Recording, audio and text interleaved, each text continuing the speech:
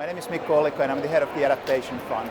The Adaptation Fund is a climate fund that supports the most vulnerable communities in developing countries to adapt to climate change and increase their resilience. Awesome. So why are you here at the COP? Well, the Adaptation Fund is one of the climate funds that serves the Paris Agreement. So we are here as we are part of the negotiations. Parties are negotiating about the Adaptation Fund, but we also take this as an opportunity to meet all our stakeholders.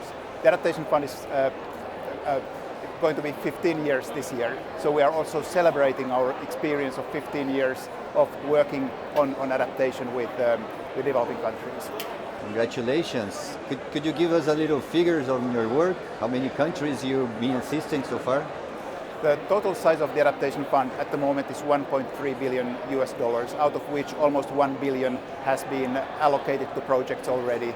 We have more than 140 projects in developing countries, in more than 100 countries, serving 38 million beneficiaries in many different sectors that are always built on the priorities of the countries themselves. Wonderful work, wonderful work. And what is your feeling about the COP? How's it going? I see there's a lot of excitement and a lot of sense of urgency. I think the fact that it's an adaptation COP and a COP for Africa is really important here, that we are all coming together on the fact of really need to implement adaptation action and climate action more broadly in developing countries especially. I wouldn't comment on the negotiations, but on the implementation side, things are going very well. We're very pleased also to receive a massive new contribution from the government of the United States, as President Biden announced a new contribution of $50 million to the Adaptation Fund, which is excellent news for us as the Adaptation Fund. Talk about good news, wonderful. Is there a message that you want to deliver to the world today at the COP? I think from the latest IPCC reports, it's becoming increasingly clear, unquestionable, that we need to massively increase the investment to climate change adaptation.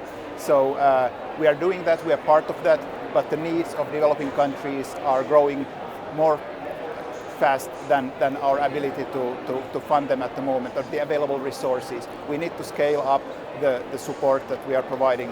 We as the Adaptation Fund are doing that together with our partners, but it's a global effort and we all need to work in that together, including using country-based processes such as direct access, which is providing the ownership of adaptation action in the hands of the developing countries themselves, something that we've been doing for almost 15 years.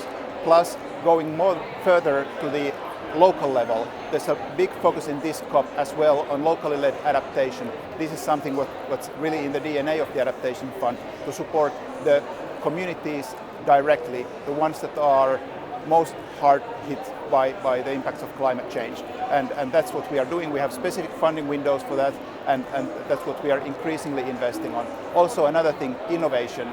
The limited amount of funding available globally for adaptation requires that we find new ways of implementing adaptation, that we innovate. And as the Adaptation Fund, we've been investing in that for the last several years, and that continues to grow. And we would really invite other partners to join us in innovating for the best possible ways to adapt.